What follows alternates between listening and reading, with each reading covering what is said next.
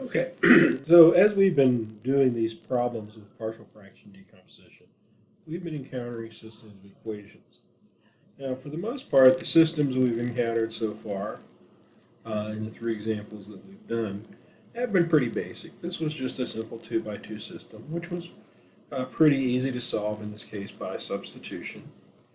In our next example, we actually had a system of three equations, but they were pretty straightforward because we were able to get some of the values pretty quickly.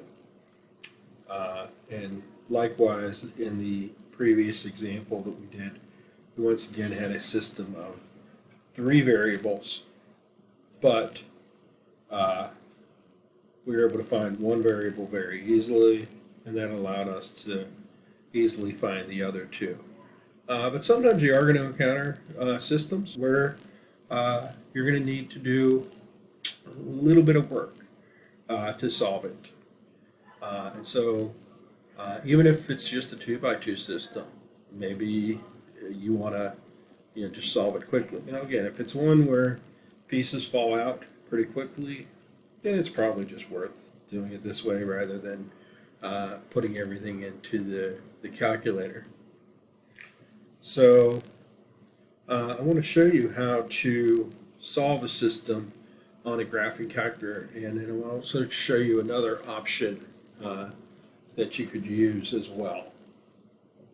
So consider the system here: x plus y equals 5, x minus y equals 2. So on a TI-83, TI-84 type calculator, and it would be similar on other graphing calculators.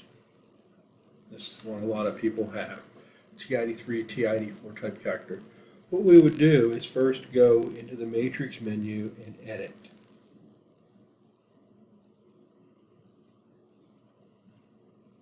So we first go into the matrix menu and then edit. So in my calculator, matrix is right above the x to the minus 1, right below the math button. It could be at a different location on your calculator. But I'm going to do second to get to it because it's in blue. And then hit that button. And that pulls up my matrix menu, which looks like this, where you have your matrix, math operations on your matrix, and edit. So using my arrow keys here, I can move over the math operations and then over to edit. I'm just going to hit enter to select edit. Actually, let me go back out. I said that wrong. So matrix, go over here, edit, and then you can select the one you want. Select the matrix you want to edit. I'm just going to deal with matrix A. Now my system, if I put it into matrix form, has 2 rows, 2 equations, and 3 columns. So I would say I want to do a 2 by 3 matrix. Right, and that's what I did here, 2 rows and 3 columns. And then you go in and just start entering your information. So here we have the system x plus y equals 5. So we put the coefficients for x and y in. 1, 1, 5. And then the second row was x minus y equals 2. So 1 minus 1, 2. All right, so we put our coefficients in. So matrix edit, again, we give it the dimensions, number of equations, number of columns, which will always be one more in this case because you have the 2 variable terms and then the constant on the other side. And so we've entered our matrix in.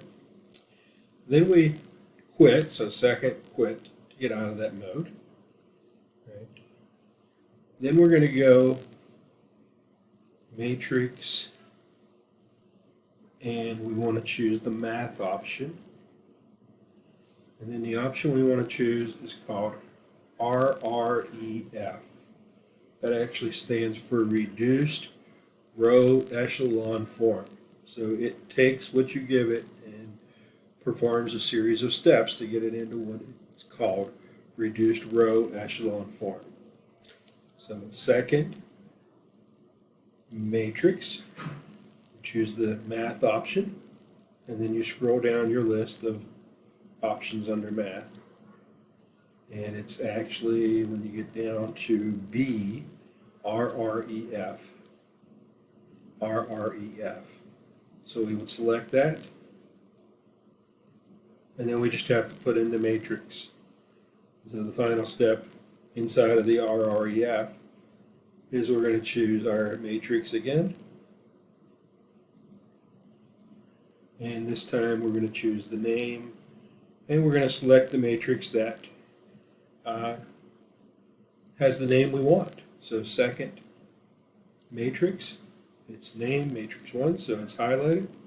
And I can move the arrows up and down to the other ones. So I hit A and just hit enter. And hold on. Apologies there. This app I'm using has ads.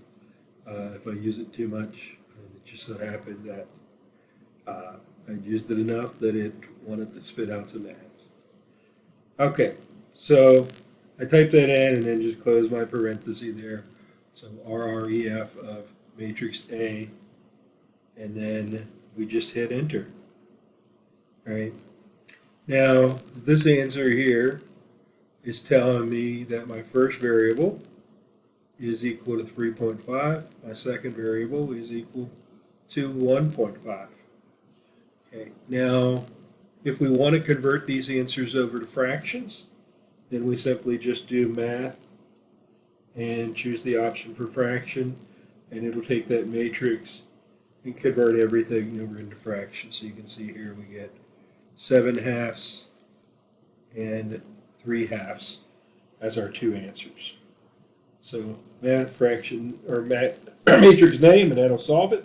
And then you can always do math and then convert to fraction.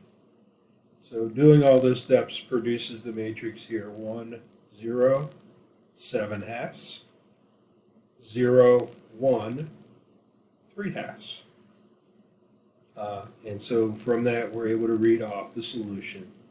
X is 7/2, Y is 3/2. Okay, and so that's how to use a matrix, the matrix feature of your graphing calculator to solve a system. Okay, so that's the ideal way to do it. You can also do it on Wolfram Alpha. So I just did a quick Google search for Wolfram Alpha. It comes up with the website. And so here, systems, that's equation solving, so that deals with algebra.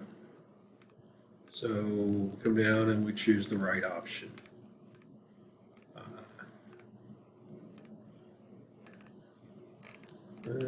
Now we just need to find it here.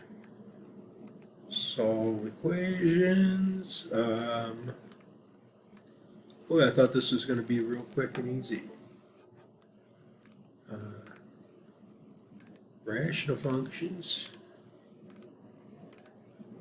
Okay, so let me,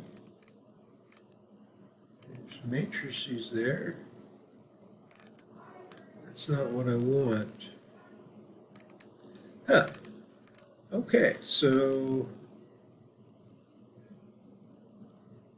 not sure why it's not giving me, unless I have to do linear algebra. That's vectors. All right, we'll go out here and try stuff for sure that would give us everything. So I'm going to just do Wolfram Alpha systems of equations.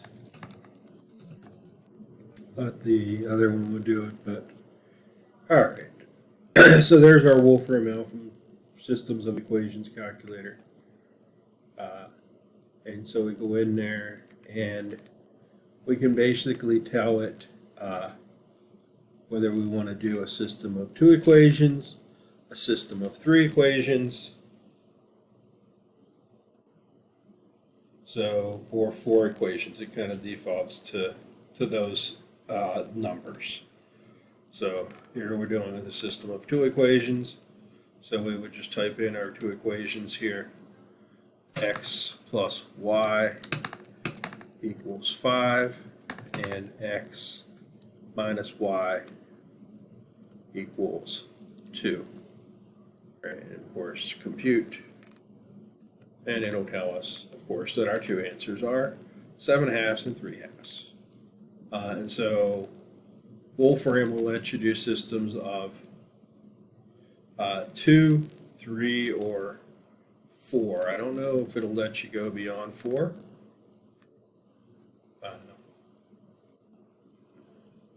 So I think it might limit itself to 4 as far as the input one. So we will, a lot of times if you have more than 4, which we're going to run into soon, then you may definitely want to default to this graphing calculator approach that I've just showed you.